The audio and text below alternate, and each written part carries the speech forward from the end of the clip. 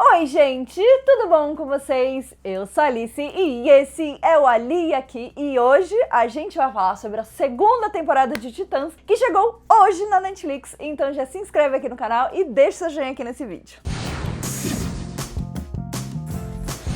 Se vocês não se lembram, eu fiz um vídeo aqui sobre a primeira temporada e sobre a polêmica do último episódio, do final da primeira temporada, que foi bastante polêmico e tudo mais. Então, só pra reforçar, né, esse vídeo vai ter spoilers, porque eu vou falar da primeira temporada, né, algumas coisas, e, né, de tudo que aconteceu aqui na segunda temporada. Então, vou contar tudo que aconteceu. Então, se você não quer saber, você ainda não terminou de ver, pausa, salva o vídeo pra você vir ver depois, mas deixa seu joinha antes de ir embora. E aí depois você volta e assiste sem medo, né, sabendo já tudo que acontece. Então a segunda temporada vai começar exatamente da onde a primeira temporada parou, que é com a ameaça do Trigon e, né, a Rachel tentando ali entender o que o pai dela quer e o Dick sendo possuído, né, por essa força do mal aí do Trigon e meio que virando um robô. Aí, né, a gente vai ter um primeiro episódio que é horrível. Assim, não tem nem o que dizer, é horrível o primeiro episódio.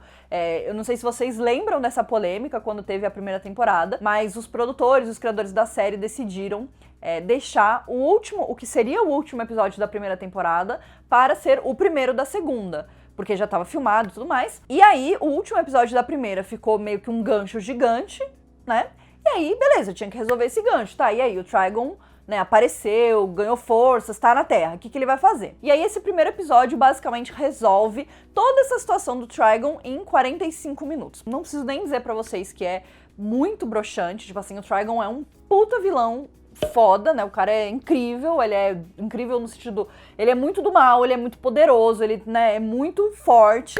E aí, eles resolvem ali toda a situação em um episódio, né? Tipo, o negócio acaba e tudo mais, e é isso, a vida segue. E aí, o que é mais esquisito é que parece mesmo, né? E eu acho que é isso que aconteceu, eles nem mexeram no episódio. Então, tipo assim, na minha cabeça, se você vai pegar o último episódio de uma temporada e vai jogar pra ser o primeiro da outra, você tem que fazer umas adaptações pra ele parecer um primeiro episódio e não pra ele parecer um último episódio, porque são episódios que têm lógicas diferentes. E aí eles chegaram e botaram lá o primeiro episódio com cara de último episódio, e aí você assiste e dá a sensação de que você tá assistindo o final da temporada. Cara, é uma coisa muito bizarra, sabe? Eu tava assistindo esse primeiro episódio, tipo, tá, e aí, meu? O negócio não vai desenvolver, não vai pra lugar nenhum. Ah, eu não sei, foi estranho, esse primeiro episódio é super esquisito. A parte boa é que no final desse episódio eles introduzem o nosso querido e um dos mais famosos vilões da DC, o Deathstroke, né, o Slade Wilson. O Deathstroke, pra quem acompanhava Arrow, foi um dos primeiros vilões de Arrow também e foi responsável por uma das melhores temporadas de Arrow lá na primeira, segunda temporada, realmente era incrível. E eu confesso que eu tava com o pé atrás, porque o Deathstroke de Arrow, ele é maravilhoso. Ele é maravilhoso, entendeu? Ele é perfeito. E aí eu tava com medo de ter um outro Deathstroke e ele não ser tão bom assim.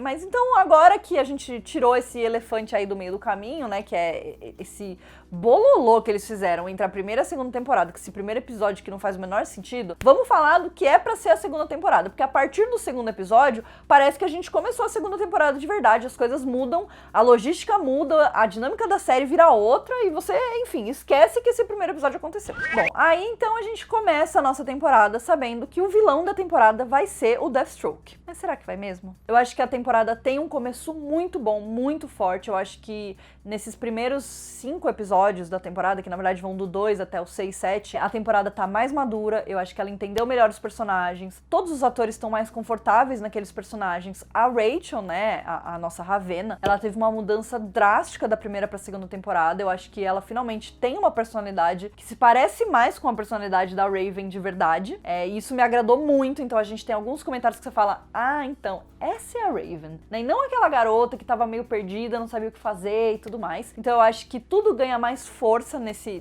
primeiro momento. A gente tem episódios mais interessantes, com mais acontecimentos, a gente tem um direcionamento legal. Então, basicamente, a história dessa primeira metade dessa temporada vai girar em torno do Slade Wilson indo atrás dos Titãs, ou dos Titãs indo atrás do Slade Wilson, não fica muito claro isso. Então, nessa primeira metade, a gente vai ter os Titãs indo pra Torre dos Titãs, que é já uma coisa incrível, né? Ela é um pouco diferente do que a gente imaginava, porque ela não tem um T gigante ali em cima. E a gente tem a participação muitíssimo especial de Bruce Wayne. Então a gente tem um Bruce Wayne, um Batman mais velho, que eu achei muito interessante, eu gostei muito do Batman. Ele trouxe um Batman muito diferente, mas de uma forma que eu olho e falo, eu acho que o Batman de fato envelheceria desse jeito. E aí eu acho que ficou legal essas diversas gerações, né? Então basicamente o Dick, ele vai pra Torre dos Titãs com o Jason, a Rachel e o Gar, né? E aí eles ficam lá e eles vão meio que recriar os Titãs e trazer de volta esse grupo. E aí, é claro, a gente tem o Hank, a Dawn e a Donna, que são os Titãs antigos,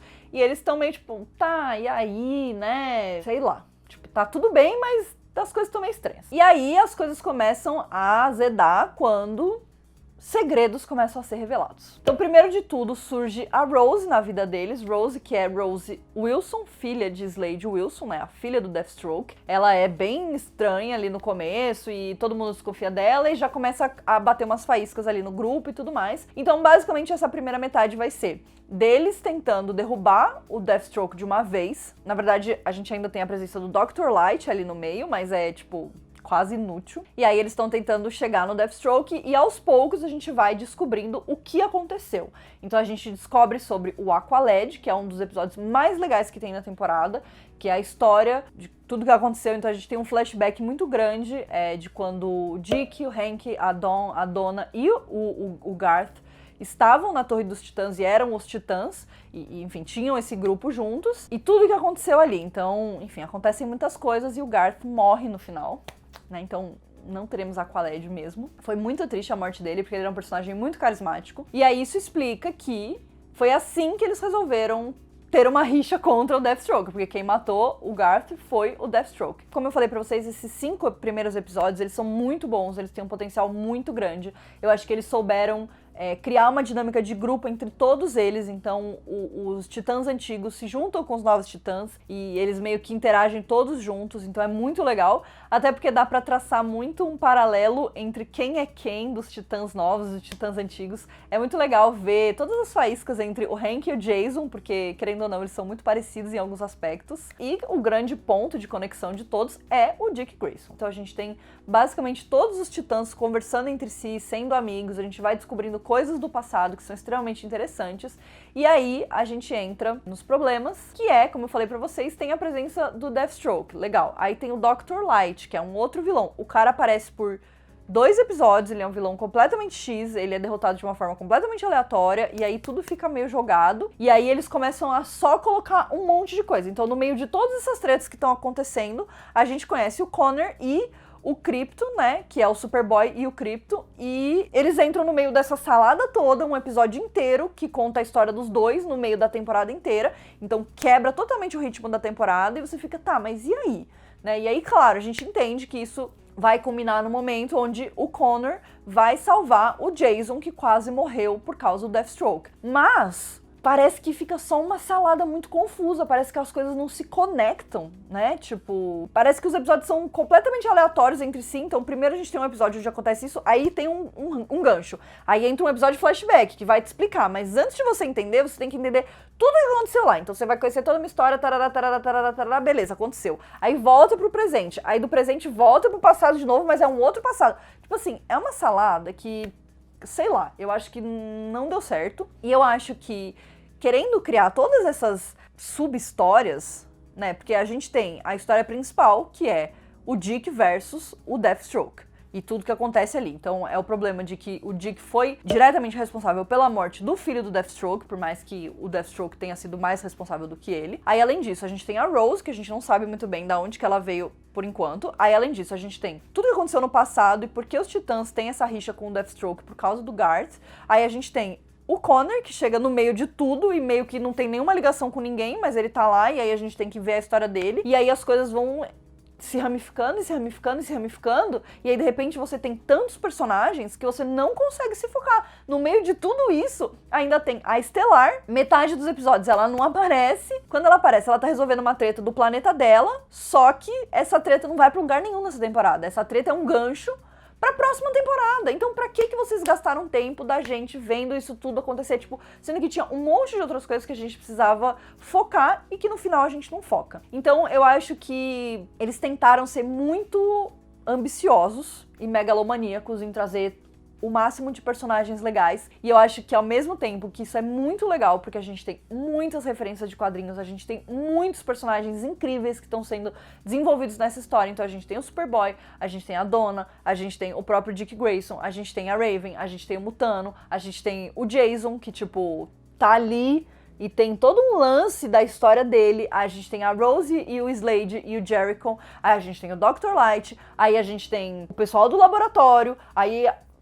Gente, tipo assim, e aí, né? Tipo, a gente precisa se focar em alguma coisa. Então eu acho que eles tentaram ir atrás de muitas histórias e no final todas essas histórias ficam meio que subexplicadas. Eu acho que eles conseguiram sim conectar uma a outra, então quando você chega no último episódio, você analisa tudo e você vê que tudo faz sentido dentro do todo ali, né? Tipo, todos os episódios estão amarrados, as histórias fazem sentido, você entende tudo que tá acontecendo, tudo é explicado, então não ficam pontas soltas, não ficam coisas mal explicadas, mas fica uma salada muito grande. Então tem episódios muito, muito bons, e aí tem uns episódios que você fala, cara, mas eu não queria ver isso agora. Tipo, isso é legal, esse episódio é interessante, mas eu não sei se eu queria estar vendo esse episódio agora. Talvez esse episódio pudesse ter vindo mais pra frente, talvez esse episódio pudesse ter vindo lá na 3ª temporada. Então, eu acho que no final das contas, fica muita coisa ao mesmo tempo, pra uma quantidade pequena de episódios, e aí eu sinto falta de muitos desenvolvimentos. Então tem um momento que a gente tem um foco grande no Jason, ele sofre um trauma muito grande e eu tô muito investida nessa história dele, gente.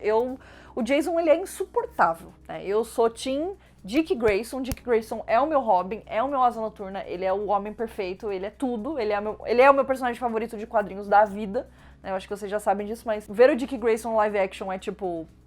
É isso, obrigada, esse momento chegou e é meu. Mas eu gostei muito de ver o Jason. O Jason sempre foi um personagem que eu ficava um pouco meio tipo, não sei se eu gosto dele. E esse Jason da série, ele é muito bom. Eu acho que o ator tá muito bem, eu acho que ele tem um desenvolvimento legal, ele passa por um trauma, ele tá tentando se aproximar das pessoas, ele tá tentando criar laços e todo mundo rejeita muito ele.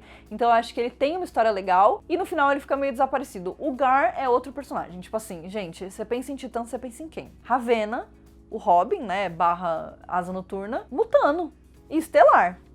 4 pessoas. E aí, tanto a Estelar quanto o Gar e quanto a própria Ravena, eles ficam muito de lado nessa temporada. A Ravena tá passando por um monte de problemas com os poderes dela, de não conseguir controlar, e você fala, tá, e aí? Ela vai aprender. E aí ela aprende de fato a controlar esses poderes, mas eu acho que não tem esse desenvolvimento na tela. A Estelar eu já comentei com vocês, e o Gar, ele passa, acho que tipo, os primeiros 7 episódios, se ele tem 3 falas, é muito.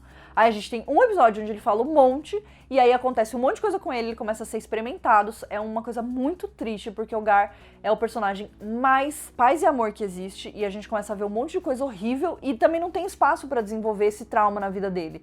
Tipo, isso acontece muito rápido no último episódio, e aí depois meio que deixa pra lá, entendeu? Eles tiveram boas intenções, eles focaram no lugar errado, mas eu acho que de uma forma geral a temporada é legal. Eu acho que eles têm momentos muito legais, todos os momentos que eles interagem entre si, né, os titãs, tanto os novos quanto os antigos, interagem entre si, é sempre muito bom. Quando eles estão juntos, quando eles lutam juntos, é sempre muito bom.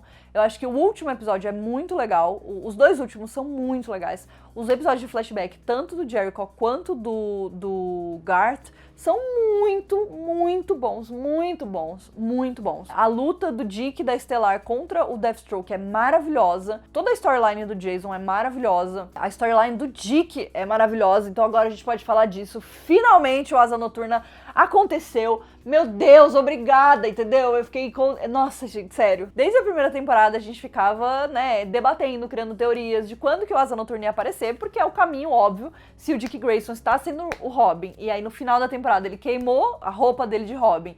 E agora, né, o Jason pergunta pra ele, se eu sou Robin, você é quem? E eu já fiquei tipo, ai, por favor, Asa Noturna, vem logo. Então assim, a gente sabia que ele ia aparecer, eu não me importei de que demorou a temporada inteira pra ele aparecer, porque eu acho que a gente teve um arco muito bom de desenvolvimento do Dick.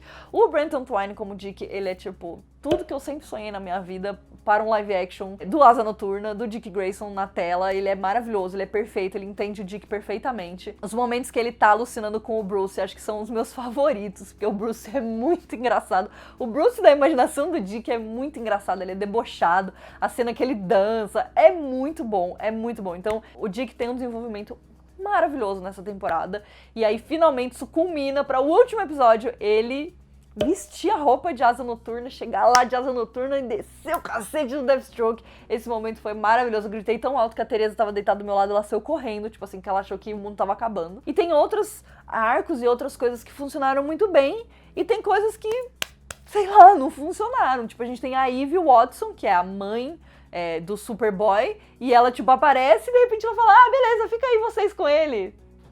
É nóis, falou. E aí ela vai embora. Gente, sei lá. Acho que é uma temporada de muitos altos e baixos, de momentos muito incríveis e de momentos não tão incríveis assim. Mas eu acho que eles estão no caminho certo pra fazer uma série muito incrível. Assim, eu acho que eles já têm muitas coisas boas nessas 2 primeiras temporadas, mas eles ainda estão pecando em algumas coisas, tropeçando em alguns problemas. E eu acho que a 3ª temporada tem tudo pra ser uma temporada incrível. Então eu tenho mais pontos positivos nessa temporada do que pontos negativos pra mim. Então, com certeza, na 3ª temporada estarei lá assistindo para ver o meu Asa Noturna em ação, é óbvio, mas para acompanhar outras histórias. Acho que o Jason tem um potencial muito grande de desenvolvimento. A própria Ravenna, o Gar, espero que ele tenha mais espaço também. Talvez agora a gente se foque menos no passado e mais nos titãs mesmo, sendo titãs, né? Eu acho que o último episódio deu bem a entender isso. E claro, a gente vai entrar bastante nessa história da Estelar, do planeta dela e, enfim, de tudo que tá acontecendo com ela e com a irmã dela. E aí, né? Vamos ver qual é que é. Ah, eu preciso fazer esse parênteses. Eu fiquei muito triste com a morte da Donna. Eu acho que foi uma morte meio jogada. E aí eu fiquei meio chateada. Tipo, eu não me importo que os personagens morram. Eu acho que é interessante pra gente dar um peso pras situações. Mas, tipo assim, tudo se resolveu, todo mundo tava bem, feliz. Todo mundo tá salvo. E aí, de repente, a Donna morre e parece que foi só por morrer. Sabe? Tipo, eu acho que poderia ter um significado maior pra morte dela, ela podia ter morrido na batalha, de repente até contra o próprio Deathstroke, né, que no final a batalha com ele é super rápida. Eu entendi que isso, né, da morte dela foi porque eles queriam dar um motivo pros titãs ficarem juntos e valorizarem a família e, enfim, terminarem de perdoar todos os erros e pecados do Dick dessa temporada e do passado. Mas, ao mesmo tempo, eu acho que como aconteceu foi meio jogado. Então eu preferia que eles tivessem feito de uma outra forma, que ficasse mais legal, que ficasse mais incorporado em tudo que aconteceu e na batalha final de fato. Então é isso, comentem aqui embaixo o que vocês acharam dessa 2ª temporada de Titãs, se vocês gostaram, não gostaram, tão ansiosos pra acompanhar uma 3ª temporada ou já deu pra vocês. Então comentem aqui, deixem um joinha aqui nesse vídeo e a gente se vê no próximo vídeo. Um beijo!